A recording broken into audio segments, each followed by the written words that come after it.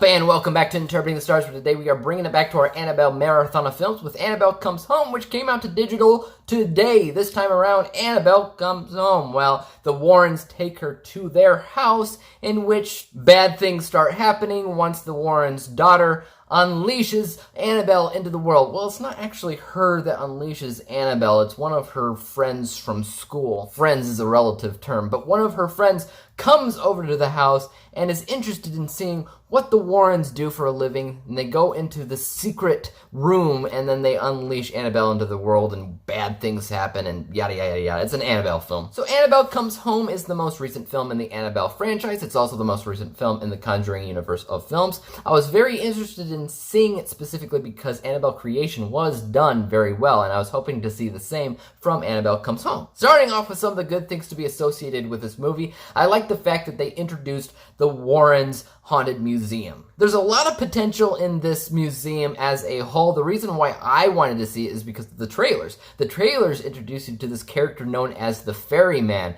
I didn't call him the Ferryman when I saw him in the trailer. I called him the Coin Man, but I thought he actually looked really spooky, and I liked the idea of him. In general, the Conjuring movies do a really good job introducing you to brand new, scary characters that feel original, that feel creative, like the Nun, like La Llorona, like the Scarecrow in Annabelle Creation, like the Crooked Man in Conjuring 2. They have a way with these creatures in making them feel very, very memorable, very different. And if there was any movie to introduce you to new creatures, this would be it. This museum houses so much evil. There's just so much potential there. So I wanted to see it because of the Ferryman, but I also wanted to see it because everything else that was associated with this museum. It was a good idea to include the museum in this movie. It's probably the best part of the movie. Another really good thing about this movie is the pacing in general. Whenever you have a horror film, you want the pacing to feel subtle, you want the tension to build, and that's what happens in this movie, which means that it lays the foundation for scary things to happen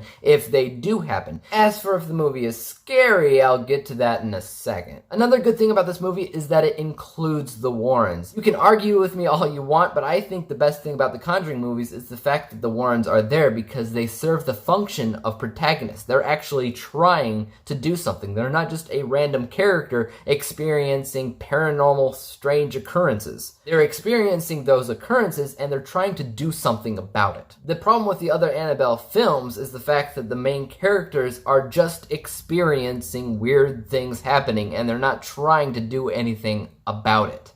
That means the characters are dull and they're not really written that well and they kind of seem useless in the long run. Plus, having the Warrens in this movie specifically make it feel that much more like it fits into the Conjuring universe.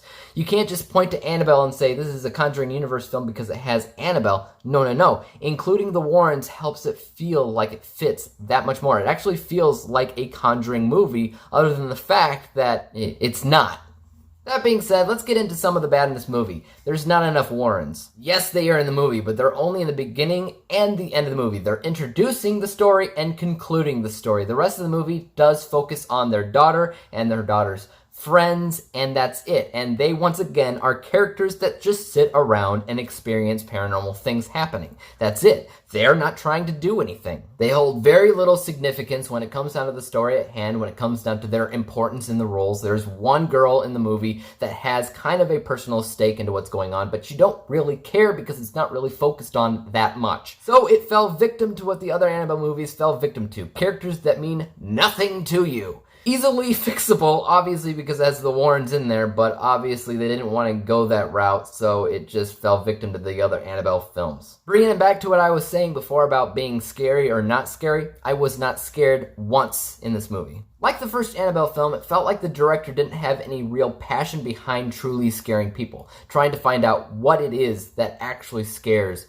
people. Instead, it feels very cut and paste. It feels like he's following tropes, stereotypes, and whatever. You knew when the scares would happen, and the scares happened exactly how you would imagine they would happen. And thus, you're never scared. They don't affect you. Yes, scary movies are subjective. It might be scary to you when you watch the movie. However, for me, I knew it would happen, and it happened, and I was kind of bored at the end of the day. I did yawn a few times when watching this movie. It is weird because it is the same writer who wrote Annabelle Creation and wrote It Chapter 2, and yet there's nothing scary about it because he's the one who also directed it, and this is his directorial debut, and he should have just let the guy who directed Annabelle Creation direct this, or the guy who directed It direct this. That's the power of a director. A director might have a vision on how to actually scare people, and if he's directing it, he might actually be able to translate that. For the most part, writer-directors do a very, very good job making their vision a reality when it comes down to them writing it and then directing it, but it's not the case here. I feel like somebody else should have taken the reins when it comes down to directing, because this was his first tryout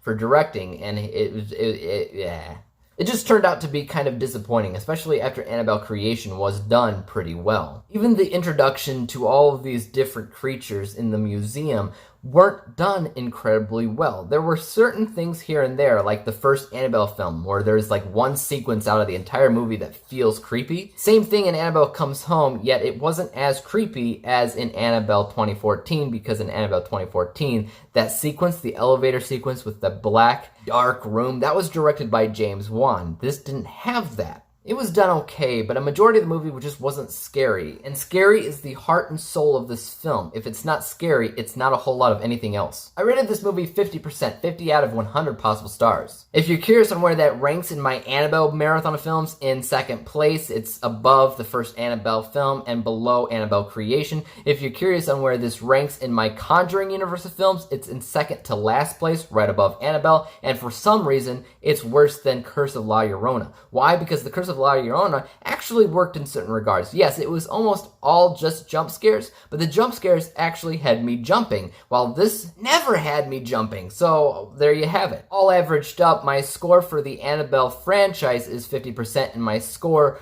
for the Conjuring universe as a whole, I think, is 61%. I could be wrong, but I think that's right. Guys, tell me what you thought of Annabelle Comes Home in the comments down below. And as for YouTube, make sure that you hit subscribe, hit the like button, hit the bell to be notified when I come out with my next review. And until then, peace out.